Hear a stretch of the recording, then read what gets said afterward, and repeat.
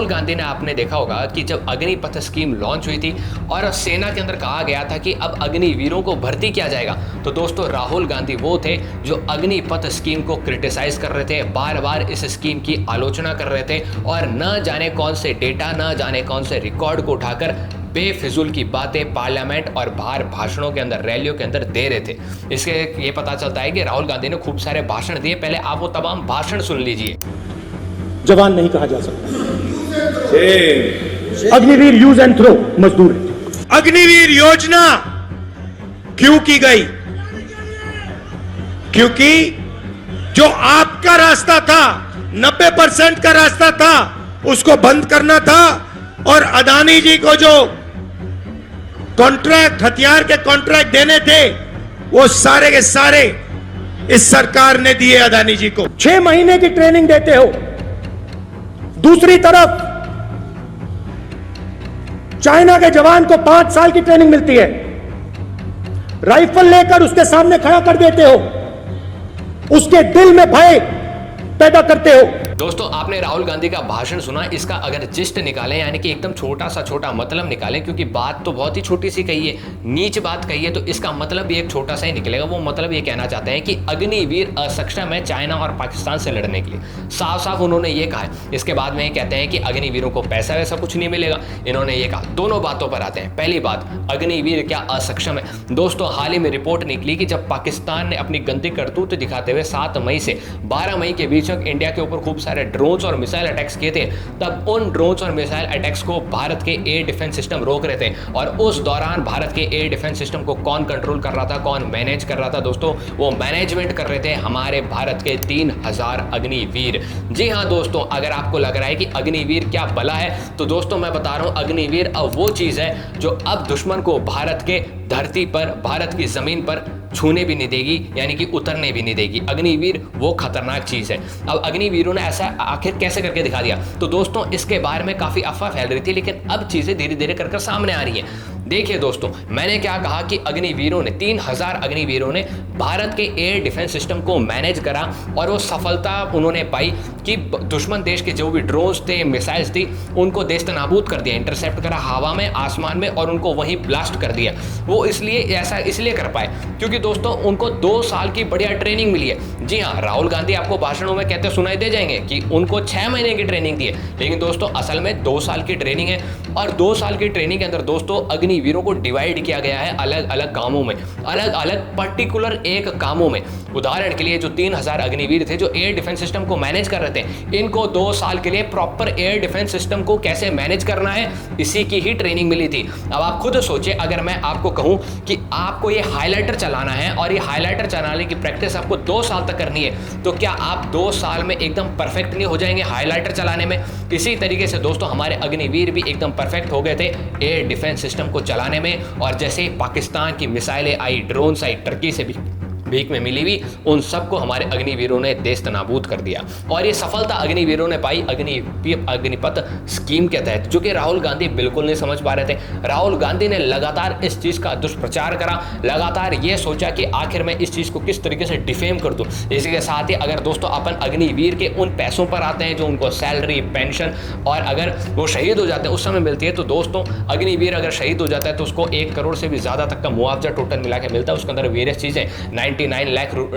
का जो direct support उसके परिवार को डायरेक्ट मिल जाएगा, और बाकी फिर उसके बाद में वेरियस चेंजेस भी हैं। 5 साल के बाद रिटायरमेंट हो जाएगा तो अच्छा खासा अमाउंट मिलेगा 11 लाख के आसपास का, और अगर उनमें से कुछ 25 या 35% छट जाते हैं, प्रॉपर तरीके से बढ़ जाते हैं, वापस परमानेंट शिफ्ट हो जाते हैं, यानी शॉर्टलिस्ट हो जाते हैं, तो उनको भी आगे चल के बहुत सारे एक्सपोजर्स मिलने वाले हैं। और जो नहीं होते हैं उनको तो डेफिनेटली अलग अलग जगह मिलेंगे। क्यों? क्योंकि उन्होंने 2 साल की एक प्रॉपर ट्रेनिंग ले रखी है किसी ना किसी सिस्टम के अंदर, तो उनको डेफिनेटली मिल जाएंगे। किसी डिफेंस कंपनी के अंदर ही मिल जाएंगे, खूब सारी डिफेंस मैन्युफैक्चरिंग कंपनी है, उनके अंदर उनको जॉब मिल जाएगी। तो राहुल गांधी किस तरीके से दुष्प्रचार कर रहे थे, अब वो भी धीरे धीरे सामने आ गया है। और जिसका वो दुष्प्रचार कर रहे थे उस चीज ने, यानी कि अग्निपथ चीज ने, अग्निपथ स्कीम ने और अग्निवीरों ने खुद राहुल गांधी को कह दिया कि सर आप गलत कह रहे थे, हम बिल्कुल सक्षम हैं, आप भिड़ाइए तो सही हमें पाकिस्तानियों से, आप भिड़ाइए तो सही हमें चाइना वालों से, हम हमारी सक्षमता को साबित करके दिखाएंगे। और उन्होंने दोस्तों साबित भी करके दिखा दिया। भाजपा को कहीं कोई प्रचार करने की जरूरत नहीं पड़ी, उनके काम ने उनको एकदम दिखा दिया है। फौजियों के काम ने उनको बिल्कुल दिखा दिया है और भाजपा को इसकी प्रचार करने की भी जरूरत नहीं पड़ी। तो किस तरीके से वो डिफेम होते हैं यहाँ पर देखने को मिलता है, हर चीज़ देखने को मिलती है। और अग्निवीर दोस्तों ये जो सिस्टम है, ये पॉलिसी सीधी पॉलिसी कौन सी पॉलिसी है दोस्तों? वो पॉलिसी है, भारत में कई बार कहा जाता है कि इजराइल जैसी ट्रेनिंग मिलनी चाहिए। ये पॉलिसी एकदम इजराइल वाली ही ट्रेनिंग है। यहाँ पर इजराइल के अंदर भी सेम ऐसी चीज़ें होती है और भारत के अंदर भी आपने देखा कि अग्निवीरों को इस तरीके से ट्रेन किया जा रहा है। इसके साथ साथ इससे काफ़ी पैसा भी बचता है। भारतीय डिफेंस बजट का जो ज़्यादातर पैसा है पेंशन और सैलरी में चल जाता है यहाँ पर, क्योंकि अग्निवीर पैसा बचा लेंगे सरकार का, तो यहाँ पर ज़्यादा से ज़्यादा इक्विपमेंट्स, डिफेंस सिस्टम्स खरीदे भी जा सकते हैं। आर्मी सिस्टम्स, जो जितने भी मिलिट्री सिस्टम्स हैं, ऑपरेशनल सिस्टम्स हैं, इन चीज़ों को, मिलिट्री इक्विपमेंट्स को सबको खरीदा भी जा सकता है। आर्टिलरीज खरीदी जा सकती हैं क्योंकि वो पैसा बचेगा। तो आपने देखा कि कांग्रेस किस तरीके से हिंदू विरोधी राजनीति करती है, फिर राहुल गांधी किस तरीके से भारत विरोधी प्रचार करते हैं अलग अलग चीज़ों का, अलग अलग स्कीम्स का, जो कि पॉजिटिव साबित होती दिखाई दे रही है। लेकिन अब अपन दोस्तों पहुंच जाते हैं पाकिस्तान पर।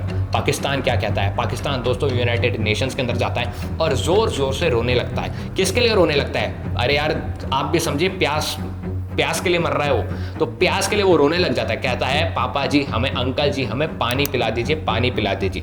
यूनाइटेड नेशंस तो अंकल जी हो गया ना, पापा जी तो भारत है। तो वहाँ पर जाके कहता है कि हमें पानी की प्यास लग रही है, पानी की प्यास लग रही है, आप हमें पानी पिला दीजिए। और वहाँ के पाकिस्तान के जो यूनाइटेड नेशंस रिप्रेजेंटेटिव हैं वो क्या कहते हैं? वो दोस्तों कहते हैं कि water is life not a weapon of war, यानी कि पानी जिंदगी है, युद्ध का हथियार नहीं है। उसके बाद दोस्तों भारत के जो परमानेंट रिप्रेजेंटेटिव है यूनाइटेड नेशंस के, वो उनको करारा जवाब देते हैं और कहते हैं कि इंडस वाटर ट्रीटी भारत ने 65 साल पहले इसलिए साइन की थी क्योंकि भारत को भरोसा था थोड़ा बहुत पाकिस्तान के ऊपर, और भारत ने वो पॉलिसी यानी इंडस वाटर ट्रीटी एक गुड फेथ के लिए साइन की थी, यानी कि मन में एक अच्छी भावना रख के साइन की थी कि पाकिस्तान कभी भी भारत के पीठ पर खंजर नहीं घोंपेगा, पाकिस्तान हमेशा भारत का मान सम्मान रखेगा, इन्फिल्ट्रेशन नहीं करेगा, आतंकवादियों को नहीं भेजेगा, ऐसा कुछ नहीं करेगा। लेकिन दोस्तों बदले में पाकिस्तान ने क्या करा? पिछले 40 साल के अंदर पाकिस्तान ने भारत के 20,000 लोगों को मार दिया, सिर्फ और सिर्फ आतंकी हमले करा कर। उनके भाड़े के टट्टू जो पाकिस्तान के अंदर जंगलों के अंदर छुप के बैठते हैं, ये हाफिज सईद, मसूद अजहर, ये जो आतंकी बैठे रहते हैं, इनको पैसा देता था पाकिस्तान, इनको ट्रेनिंग देता थी पाकिस्तान आर्मी, और इन्होंने भारत के 20,000 आम नागरिकों को यहाँ पर मारा है। इसके अंदर खूब सारे सिक्योरिटी ऑफिशियल्स भी हैं। है तो भारत के 20,000 नागरिक ही। इन सभी 20,000 नागरिकों को किसने मारा है पिछले 40 सालों के अंदर? दोस्तों ये पाकिस्तान ही था जिसने मारा है। उन्होंने ये चीज़ कोट करी, इंडिया के परमानेंट यूनाइटेड नेशंस रिप्रेजेंटेटिव ने इस चीज़ को वहाँ पर कोट किया और बताया कि पाकिस्तान की असली जो हकीकत का चेहरा है वो कैसा दिखता है। वो काला दिखता है, वो गोरा नहीं, वो काला है, बिल्कुल तरीके से काला है, जिसके पीछे एक दानव छुपा हुआ है, जिसके पीछे एक गद्दार छुपा हुआ है, वो है। बदले में पाकिस्तान ने इन पिछले कुछ सालों के अंदर भारत से 3 से 4 बड़ी बड़ी जंगें भी लड़ी हैं। हालांकि पाकिस्तान हारा है, लेकिन भारत को तो नुकसान हुआ है। ये सारी चीज़ें यूनाइटेड नेशंस के अंदर इंडिया द्वारा गिनवाई गई और यूनाइटेड नेशंस के अंदर मौजूद देशों को ये चीज़ बताई गई कि देखिए किस तरीके से पाकिस्तान कार्य प्रणाली अपनी रचता है, आतंकवाद के समर्थन में खड़ा है। और आप लोग जब हम भारतीय जब इस आतंकवाद के ऊपर प्रहार करते हैं तो आप विदेशी लोग क्यों नहीं इस चीज़ पर बोलते? भारत ने तमाम चीज़ें बोली है। इसके साथ साथ उन्होंने ये भी कहा है कि पाकिस्तान के जो इंडस वाटर ट्रीटी से रिलेटेड अगर मैं आपको इन्फॉर्मेशन दूं तो उन्होंने ये भी बताया, भारत के जो परमानेंट रिप्रेजेंटेटिव है यूनाइटेड नेशंस ने, उन्होंने ये भी कहा कि भारत कुछ डैम्स का भी निर्माण करना चाहता था जो कि डैम्स खराब हो चुके थे, उनको एक अलग कंस्ट्रक्शन की जरूरत थी, उनको एक मेंटेनेंस की जरूरत थी। इंडस वाटर ट्रीटी के तहत पाकिस्तान बार बार मना कर देता था और ये खतरे की घंटी साबित हो सकता था। इसलिए भारत ने इंडस वाटर ट्रीटी तो तोड़ी, लेकिन अब इन डैम्स के कंस्ट्रक्शन का भी काम शुरू कर दिया है और अलग अलग जगह पर मेंटेनेंस का काम शुरू कर दिया है और पाकिस्तान कर को भी कुछ नहीं कर सकता। इस बीच पाकिस्तान ने एक डैम के ऊपर भी आतंकवादी हमला कराने की कोशिश की थी। तो पाकिस्तान किस मुंह से इंडस वाटर ट्रीटी का पहली बात तो पानी मांग रहा है और किस आंखों से, किन आंखों से ये मगरमच्छ के आंसू बहा रहा है यूनाइटेड नेशंस के अंदर जाके।